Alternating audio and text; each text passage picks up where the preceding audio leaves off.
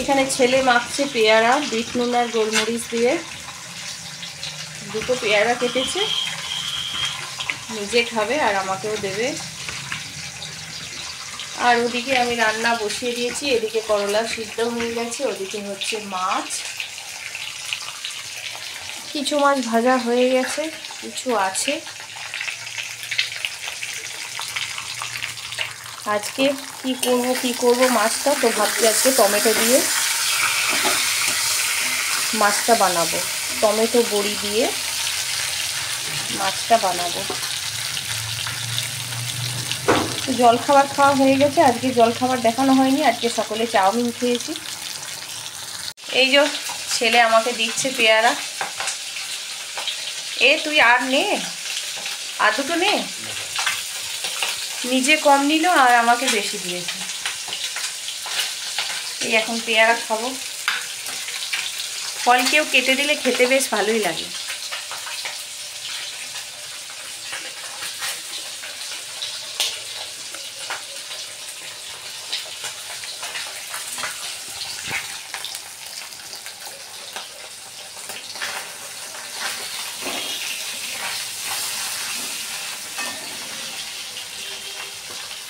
শুধু ফল কেন,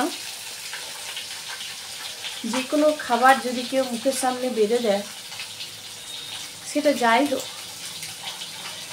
আলু সিদ্ধ ভাত হোক বা যাই হোক, সেটা যেন অমৃতের সমান লাগে, তাই না? আমার কাছে তো তাই মনে হয়। মাঝে মাঝে বলি কর্তামশাইকে যে রান্না হয়ে গেছে, একটু বেড়ে দাও। ও বলবে আমি পারবো না, তুমি আমাকে রান্না করতে বলো তবু আমি কষ্ট করে করবো না, আমি বাড়াবাড়ি করতে পারবো না, তুমি বেড়ে দাও। ও নিজের আইডিয়া বুঝতে পারে না, নিজের ভাত বা নিজের তরকারি আইডিয়া বুঝতে পারে না। তো যাই হোক, আজকে টিফিনে হয়েছিল চাউমিন। খুব বেশি সবজি দিয়েছি আর 2 প্যাকেট শুধু চাউমিন দিয়েছিলাম। বাঁধাকপি, ফুলকপি, ক্যাপসিকাম, গাজর, বরবটি, তারপরে এইসব দিয়ে পেঁয়াজ দিয়ে বানিয়েছিলাম। ওই দিয়ে টিফিন খাওয়া হয়ে গেছে। তো আজ এই দিয়ে খাওয়া হয়ে গেছে। যে সকালে কাঁচাকুচি ছিল না, আজকে হেঁটে আসতে অনেক দেরি হয়ে গেছে, অনেক দেরি হয়ে গিয়েছিল। তো সেই জন্যে আমার এই মুড়ির ডাব্বাটা অ্যাভয়েড করবেন কিন্তু, এটা আমি বড় জালি ঢেলে রাখি, এটা পিছনে আসে। তো যাই হোক, হ্যাঁ যেটা বলছিলাম, আজকে সকালে হাঁটতে যেতে বেশি দেরি হয়ে গেছে। বাড়ি থেকে বেরিয়েছি 6টা বাজতে 10-এ বেরিয়েছি, আস্তে আস্তে প্রায় 6টা 35-40 হয়ে গিয়েছিল। তাহলে সব কিছুই দেরি। এসে পরে ছেলে বসে আছে, গরম জল খাবে, চা ও একটা পাচন করে দিয়েছিলাম ওকে, সেই পাচন খেলো। তারপর আমি চা খেলাম, কর্তামশাই উঠলো, খেলো। ছেলে বলছিল আর একবার চা করো না, দেখ বেশ বেলা হয়ে গেছে, এবার জল খাবার করে দিচ্ছি, খাবার খেয়ে নে। তো হয়ে গেছে, এখন ঘড়ির কাঁটায় বাজছে প্রায় 11টা 10-15 হবে।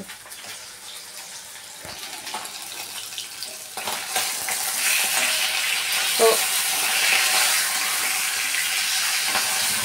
মাছটা রাখা ছিল ফ্রিজের মাছ ভাজতে আমার মনে হয় বেশি টাইম লাগে, কেমন একটা জল জলে হয়, ভিতরটা ঠান্ডাও থাকে। তো অনেক সকাল বার করে দিয়েছি। তো আর কিছু মাছের তেল কাটা আছে, ওটা বানাবো লাউ দিয়ে।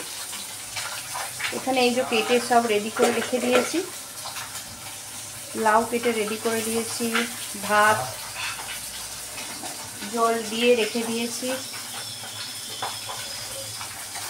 দাঁড়ান দেখি কে এসছে, দরজাটা খুলে আসছি।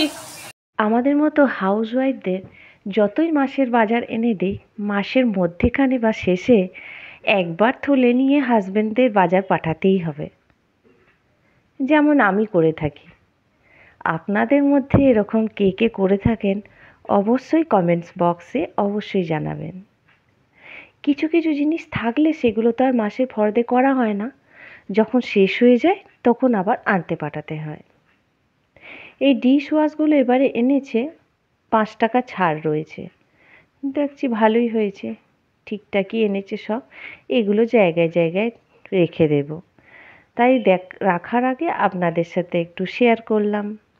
চিনির পরিমাণ এখন আমাদের অনেক কমে গেছে, মাসে 1 কেজি আনা হয়, সেটাও রয়ে যায়। কারণ আমরা অনলাইনে অর্ডার দেওয়া জ্যাগরি পাউডারগুলো ইউজ করি।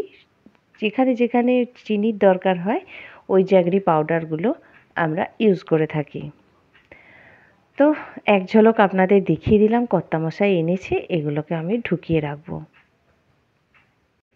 ওদিকে গাছ থেকে একদিন পড়েছিল নারকেল, একটি ছোট্ট মতো। আমি নারকেল যথারীতি ছাড়াতে পারি না, কর্তামশাইকে 2 দিন ধরে বলে বলে সাঁড়াশি দিয়ে কোনো রকমে ছাড়িয়েছে। ছাড়িয়ে দেখলাম তো বেশ ভালো আছে। 2 দিন মুড়ি দিয়ে খাওয়া হয়েছে, তারপরে দেখলাম না, এটা নষ্ট হওয়ার আগেই আমি একটু গুড় দিয়ে ঘেঁটে ফেলি। রুটির সাথে, পরোটার সাথে বা মুড়ির সাথে বা কোনো কিছুতে রাখা রইল করে, যেটা খুশি সেটাতে নিয়েই খাওয়া যাবে। তো এটা আমি ফার্স্ট টাইম অভিজ্ঞতা করলাম। নারকেলটাকে পিস পিস করে কেটে মিক্সির মধ্যে গুঁড়ো করেছিলাম। নারকেল কুড়ুনি আর বার করিনি। তো এটা আমি শুনেছিলাম আমার বড় ননদের কাছ থেকে। তো সেই জন্য আজকে ফার্স্ট টাইম ট্রাই করলাম আর আপনাদের দেখালাম কত সুন্দর মিহি গুঁড়ো হয়ে গেছে। নারকেলগুলোকে ছাড়িয়ে একবারে মিক্সির মধ্যে গুঁড়ো করে নিয়েছি ডাইরেক্ট। দেখুন কত সুন্দর নারকেল হয়ে গেছে, নারকেল সন্দেশ। আর রঙটাও বেশ সুন্দর হয়েছে। এই নারকেল সন্দেশ করা থাকলে রুটির সাথেও খাওয়া যায়। এইসব করে একটু মনটা ঝালমুড়ি ইচ্ছা হচ্ছিল, তাই চলে এলাম মুড়ি নিয়ে। থাক, এটা আগে খেয়ে তারপরে বানাবো, রুটি ফুটি বানাবো। এর সাথে গাজর কুচি, শসা কুচি যা যা ছিল সব কুচি করে নিয়ে বসে বসে এখন একটু আগে খাই। বাজছে তো ঘড়ির কাঁটায় 8:18, কিন্তু এই টাইমটা আমার খেতে বেশ ভালো লাগে। মুড়িটা আমি বেশ ভালোই বাসি সন্ধ্যের দিকে। এর সাথে সব কিছু নিয়ে সাথে একটু আচার তেল দিয়ে একটু বসে বসে খাবো। ছেলে গেছে পড়তে, হাজবেন্ড গেছে নিজের কাজে, এখনো বাড়ি ঢোকেনি।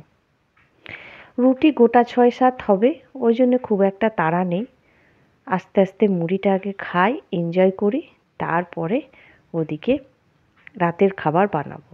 রাতের খাবারের তো তাড়া নেই, খাওয়া হয় প্রায় 10টার পরে, কখনো কখনো 9:30তেও ছেলের আর আমার হয়ে যায়। তো এখানে ছোলা সিদ্ধ রাখা ছিল, সেটাও দিয়ে দিলাম, আর মুড়িটায় আচার তেল দিয়ে ঝটপট করে খেয়ে নেব। এরকম মুড়ি মাখা কে কে খান জানাবেন তো। এর সাথে ধনেপাতা কুচানোর আর টাইম হলো না, ভাবলাম এরপরে আবার ধনেপাতা কাটবো, ধোবো, অনেক টাইম লেগে যাবে, খেয়ে ফেলি।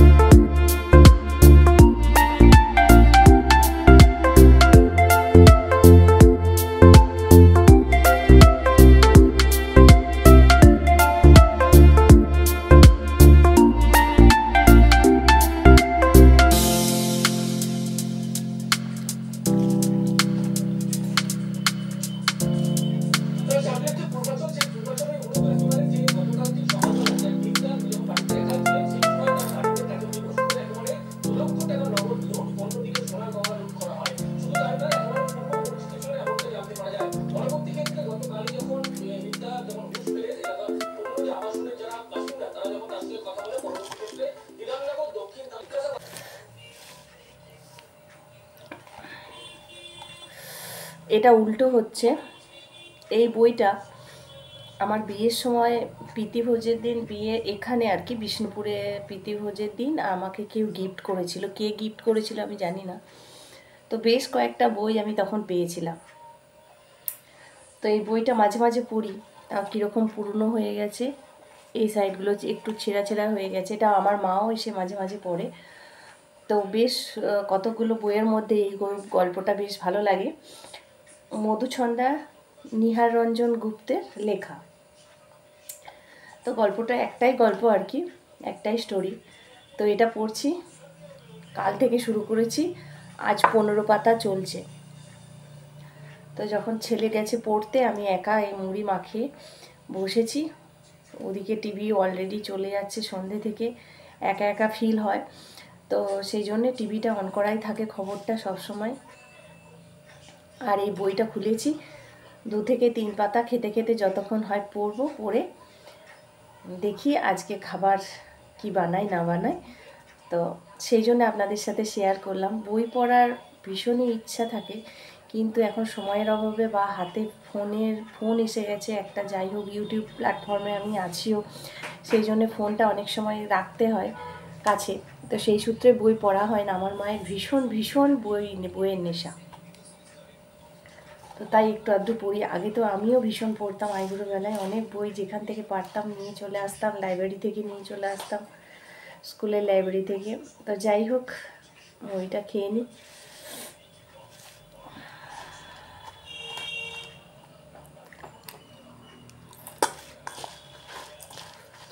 আমার ছেলেও বই ভীষণ ভালোবাসে।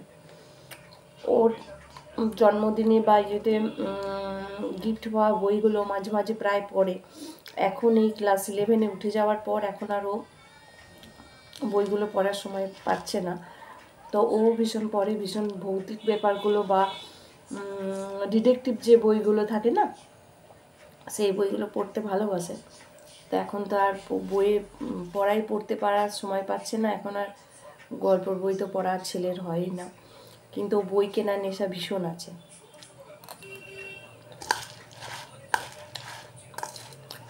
আপনাদের দেখালে আমি ঘড়ির কাঁটায় এখন প্রায় 8টা, 8:30টার কাছাকাছি হতে যাচ্ছে। 8:30টার সময় এই টাইমটায় আমার মনে হয় কিছু খায়। আর এখন কিছু খেলে রাতে খাবারটা এবার তখনই হালকা করতে হয়, কোনোদিন খাইও না, এমনও হয়ে যায় কখন আবার একটা রুটি দুধ দিয়ে খেয়ে নিই। আমার রাতের খাবার হচ্ছে এইরকমই, যা যা সবজি হয় আমি সেরকমভাবে কিছু খাই না, পরের দিন সকালে রাখা থাকে খাই।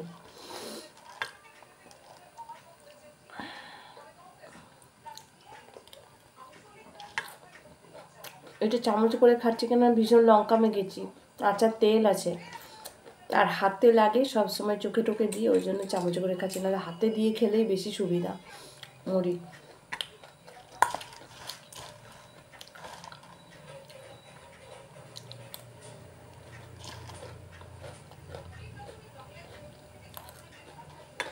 চলুন খেয়ে নিই, তারপরে আসছি।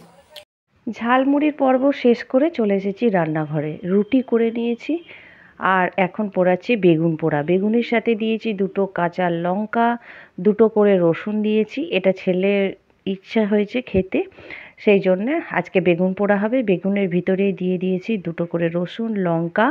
এগুলো বেগুনও পুড়বে, এগুলোও সিদ্ধ হবে, আর খেতে ভীষণ সুস্বাদু হয়। এর সাথে পরেও দেব টমেটো। এই দিয়ে আজ হবে রুটি আর বেগুন পোড়া মাখবো, এই দিয়ে আজকে রাতের খাওয়া দাওয়া হবে। আর ওই তাওয়া গরম, তাওয়ায় কাঠি ভাজাগুলো একটু নরম হয়ে এসেছিলো, ওগুলো একটু মচমচে থাকার জন্য তাওয়ায় মেলে দিয়েছি। তো এই হচ্ছে আমার আজকের সারাদিনের রুটিন, বা আমি কি করলাম না করলাম সবটাই দেখালাম।